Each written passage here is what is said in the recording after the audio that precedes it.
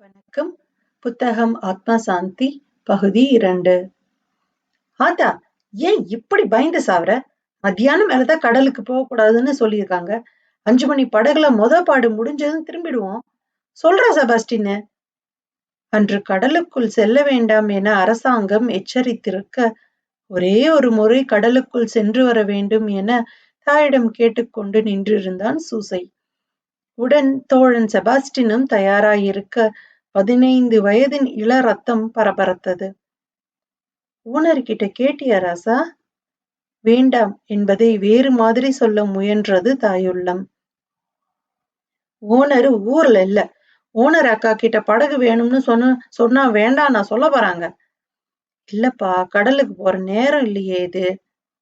ஏதோ ஒரு பதட்டம் அவளை அலைக்கழித்தது. ஆத்தா! கோபத்தை குரலில் காட்டியவன் அருகில் வைக்கப்பட்டிருந்த காலியான ஐஸ் பெட்டிகளை எட்டி உதைத்துவிட்டு வெளியே சென்று அமர்ந்து கொண்டான். விடு சூச, இப்ப கடலுக்கு தோதான நேரம் இல்ல. செபாஸ்டின் சமாதானம் செய்ய முயன்றான். நீ ஒன்னும் வரவானாண்டா, நானே தனியா போய்க்கிறேன். தனியா போறியா? வகுந்துடுவான் உன்ன. செபாஸ்டினும் கோபம் கொண்டு அருகே அமர்ந்து கொண்டான். குழந்தை பருவம் தொட்டே இணைப்பிரியா உயிர் நட்பு உப்புக்காற்றில் உலராமல் இருந்தது. செபாஸ்டின், சீக்கிரம் 4 காசு சேர்க்கணும். நாமளும் போட்டு வாங்கணும், எக்ஸ்போர்ட் பண்ணணும். ஆத்தாவை நல்லா பாத்துக்கணும்டா. நண்பனின் தோளின் மீது கை போட்டு மிக நெருக்கமாக அமர்ந்து கொண்டான் செபாஸ்டின். இந்தா ராசா, தூக்கு சட்டியில சோறு வச்சிருக்கேன், 2 பேரும் போட்டுல சாப்பிட்டுக்கோங்க. அவர்களின் எதிரே வந்து நின்றாள் மேரி. ஆத்தா! துள்ளி குதித்து எழுந்த சூசை கோபம் கலைந்து சிரிக்க, அவனது சிரிப்பிற்காக எதையும் பொறுத்து மறைத்து கொண்டாள் மேரி. ஆத்தா, நான் சூசைய பாத்துக்கிறேன். செபாஸ்டினின் வாக்கு அவளுக்கு துணிவை கொடுக்க மனதிற்குள் ஜெபிக்க தொடங்கினாள். படகு கடலில் பாய்ந்தது. கண்ணை விட்டு படகு நீங்கும் வரை கரையில் நின்று கொண்டு கை காட்டினாள் மேரி. படகு வெகு தூரம் சென்றதும் தேவாலயத்தை நோக்கியபடி சிறிது நேரம் நின்றிருந்தாள். வீட்டிற்கு திரும்பியவளுக்கு எதிலும் மனம் ஒட்டாமல் பாய் விரித்து படுத்து கொண்டாள். ஆத்தா, ஆத்தா! வேகமாய் குரல் வர அதைவிட வேகமாய் கதவு தட்டப்பட பதட்டமாய் வெளிப்பட்டாள் மேரி. உணரையா, உள்ள வாங்க. அது கிடக்கட்டும், இந்த பயலுக்கு வந்தானுங்களா இல்லையா? உச்சி நேரத்தில் ஒலிக்கும் தேவாலய மணி ஓசை அவளை கதிகலங்கச் செய்தது. இன்னைக்கு கடலுக்கு போக வேணாம்னு சொல்லியிருக்காங்கல்ல, எதுக்கு அவனுங்களை அனுப்புனா ஆத்தா? நான் ஊர்ல இல்லாத நேரம் சம்சாரத்துக்கிட்ட சொல்லிட்டு போட்டை வாங்கிட்டு கிளம்பிட்டானுங்க. அதுவே கோளாறு பிடிச்ச போட். அதை வித்துட்டு வேற வாங்கி போடணும்னு நினைச்சிட்டு இருக்கேன். அத போய். அவள் சரிந்து அமர்ந்து அழ. ஒரு பய கடலுக்கு போகல. இவனுங்களுக்கு மட்டும் எதுக்கு இந்த கிறுக்கு? இந்த சூசைய மடிமுடி போடுற ஆசையா இருக்கியாப்பான்னு ஒரு வார்த்தை சொல்லிட்டேன். அதுல வந்துருச்சு இந்த தைரியம் இல்ல. அந்த பயலுக்கு முதல்ல நெட்டு தெளிவெடுக்க தெரியுமா? போயிருக்கானுங்களே, செலவையாவது அவனுங்களால எடுக்க முடியுமா? ஏதோ குருட்டு தைரியத்துல உள்ள இறங்கிட வேண்டியது. நம்ம பயலுகளை அனுப்புற, கரை ஏறட்டும், அவனுங்களுக்கு இருக்கு என்று தனது மொத்த பரிதவிப்பையும் ஆதங்கத்தையும் அப்பிள்ளைகளின் மேல் அவர் கொண்டிருந்த பாசத்தையும் தனக்கு தெரிந்த மொழியில் கொட்டிவிட்டு படபடப்பு குறையாமல் அவ்விடம் விட்டு சென்றார்.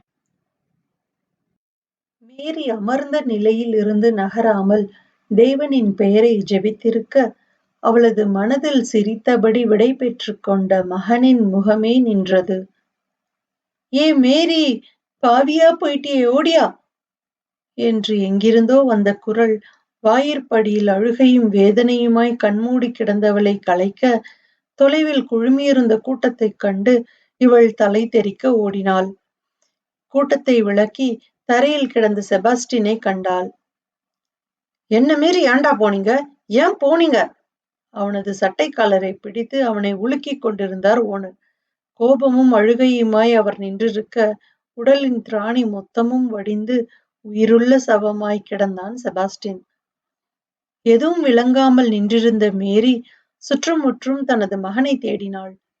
செபாஸ்டினை கண்டதும் சற்றே துணிவு கொண்ட அவளது மனம் பிள்ளையின் முகத்தை காண தவித்தது. ஓனரை விலக்கிவிட்டு செபாஸ்டினின் எதிரே சென்று அமர்ந்த மேரி அவனது கைகளை தனது கைகளுக்குள் ஏந்தி, எப்பா செபஸ்டின், சூச எங்கய்யா என்றாள். அவனது கைகளை பற்றி இறைஞ்சினாள். அவளது முகம் காண முடியாமல் குலுங்கி குலுங்கி அழுதவன், அவன் உசுர விட்டு ஏன் உசுர காப்பாத்திட்டான் ஆத்தா என்று விட்டு அவளது பாதத்தின் அருகே விழுந்தான். அவள் பிரம்மை பிடித்தவள் போல் எதுவும் விளங்காமல் ஓனரை பார்த்தாள். சூச, என்னடா பாக்குற? கடலில் நகராமல் நின்றுவிட்ட விசைப்படகில் நண்பர்கள் செய்வதறியாது தவித்துக் கொண்டிருந்தனர். கடல் மெல்ல தனது ருத்ரத்தை தொடங்க படகு தத்தளித்தது. செபாஸ்டின், நீ தண்ணில குதிச்சு கரைக்கு போய் போட் அனுப்பு. டவ் பண்ணித்தான் கரை சேர முடியும். உன்னை விட்டுட்டா? ஓனர் போட்டை தனியா விட்டுட்டு வர முடியாது. அவரு என் மேல ரொம்ப பாசம் வச்சிருக்காருடா. போட்டை எடுத்துட்டு வந்த நானே அதை அனாமத்தா விட முடியாது. பாடி மீனெல்லாம் வேற கிடக்கு. நான் உன்னை விட்டுட்டு எங்கேயும் போக மாட்டேன். கடல் கொந்தளிக்குது. உன்னையும் உம்படியா கூட்டிட்டு வந்துட்டேன்டா. நீ முதல்ல கரை சேரணும். சூச, 2 பேரும் தண்ணியில இறங்கிடுவோம்.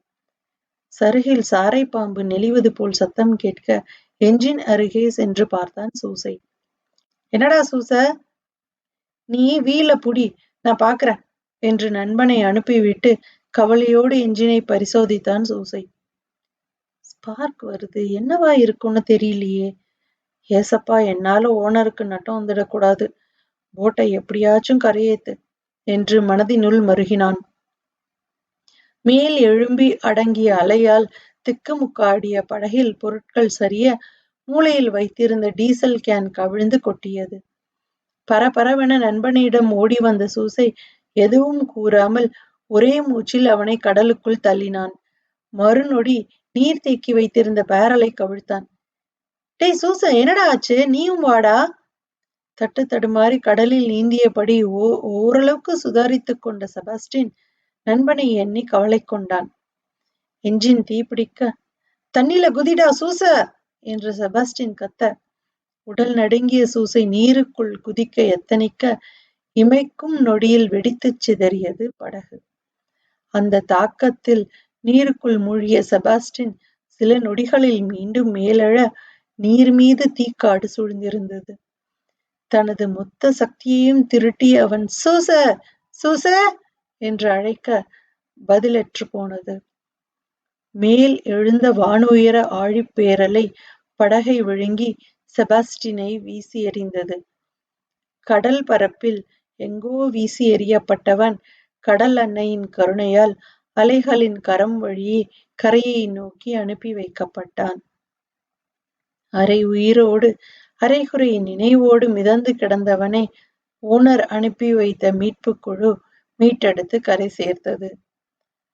நடந்தவற்றை ஓனர் கூற கேட்டுக்கொண்டவள் செபாஸ்டினை நோக்க அவன் மயங்கி தரையில் மூர்ச்சையாகியிருந்தான். அந்த நொடி முதல் அடுத்த 2 தினங்களுக்கு கடலையே வெறித்துக் கொண்டு கிடந்தாள். தனது மகன் வருவான் என்று கரையில் காத்திருந்தாள். கொட்டும் மழையும் வீசும் புயலும் அவளது நம்பிக்கையை அசைக்கவில்லை. கண்ணீரை கூட கட்டி போட்டு விட்டாள். புயல் ஓய்ந்தபின் சூசையை தேடி கடலுக்குள் சென்ற மீனவர்கள் சூசை எடுத்துச் சென்ற விசைப்படகின் எச்சத்தை மீட்டு மீன்களை தின்று வளர்ந்த சூசையின் உடம்பில் மீன்கள் தின்றது போக இருந்த மிச்சத்தை பழைய துணி பைகளை கொண்டு கட்டி கரை சேர்த்தனர். ஆவியற்று போன மகனின் முகத்தை காண கட்டுகளை மீறி வேகமாக அவிழ்க்க முயல வேறு வழியின்றி அவளை வம்படியாக தடுத்து நிறுத்தினார் கூட்டத்தார். வேணா அத்தா, அத நீ பார்க்காத. சூச சிரிக்கிற நினைப்பே உனக்கு போதும். வேணாம் என்று அவளது காலில் விழுந்து கெஞ்சினார் ஓனர். சவப்பெட்டியில் சூசையின் உடல் வைக்கப்பட்டு மண்ணின் மடியில் புதைக்கப்பட 3 நாட்களாக அடுக்கி வைத்திருந்த வழிகளையும் இனி வாழப்போகும் நாட்களின் சுமைகளையும் சொல்லிச் சொல்லி வாய்விட்டு அழுதாள் மேரி. கல்லறை தோட்டத்தின் குட்டிச்சுவருக்கு அப்பால் படர்ந்திருந்த மணல் பரப்பின் எல்லையில் எட்டி எட்டி பார்த்து சென்ற அலைகளையும் அதையும் தாண்டி படர்ந்திருந்த கடலையும் கண்டவள், நீதான் என் வயித்தை நிறைக்கிற இல்லைங்கள, அதுக்காக பதிலுக்கு என் அடிமடியில கை வச்சுட்டியடி. உன் மடியில தினம் உனக்கு 1,00,000 பிள்ளை பிறக்குது. ஆனா எனக்கு என் ஆயுசுக்கும் இவன் ஒத்த பிள்ளை தானே. இப்போ அவனும் போயிட்டானே என்று அவள் குரல் எடுத்து அழுதது இன்றும் அலைகளின் மத்தியில் எதிரொலிக்கிறது. அன்றிலிருந்து இன்று வரை பழைய சோறும் சில மிளகாய்களும் கடைசி ஆசையும் மட்டுமே அவளது உயிரை நீட்டித்து வைத்திருக்கிறது.